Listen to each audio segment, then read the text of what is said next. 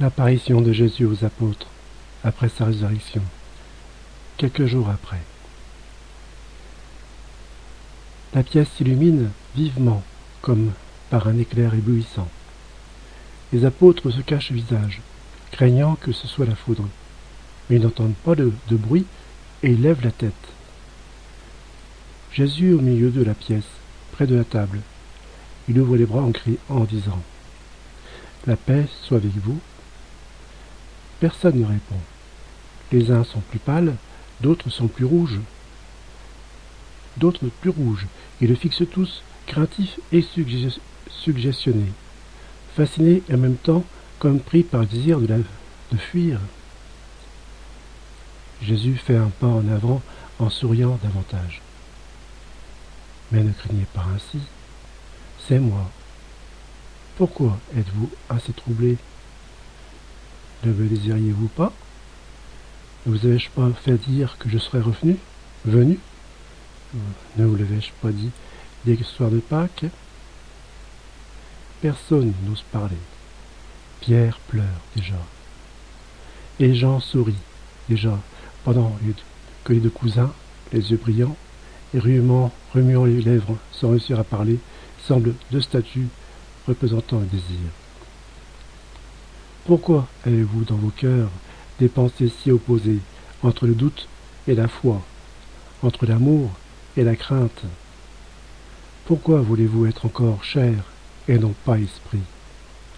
Et avec celui-ci seulement, voir, comprendre, juger, agir?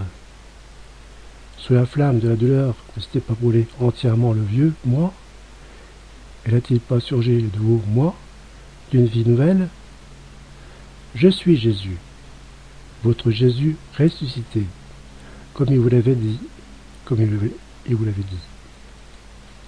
Regardez, toi qui avez blessure, et vous qui ignorez ma torture, car ce que vous savez est bien différent de la connaissance exacte qu'en a Jean. Viens, toi, le premier. Tu es déjà tout à fait pur, si pur que tu peux me toucher sans crainte. L'amour, l'obéissance, la fidélité t'avaient déjà rendu pur. Mon sang dont tu as été inondé, tout inondé quand tu m'as déposé sous la croix, a fini de te purifier. Regarde, ce sont de vraies mains et de vraies blessures. Observe mes pieds.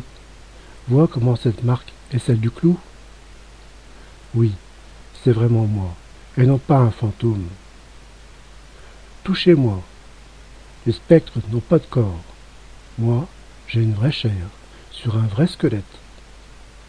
Il met sa main sur la tête de Jean, qui a osé aller près de lui. Tu sens? Elle est chaude et lourde. Elle lui souffle sur le visage. Et ceci, c'est la respiration. Oh, Monseigneur! Jean murmure doucement ainsi. Oui, votre Seigneur.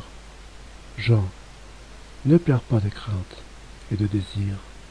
Viens vers moi. Je suis toujours celui qui t'aime. Assure-nous comme toujours à la table. N'avez-vous rien à manger? Donnez-moi donc.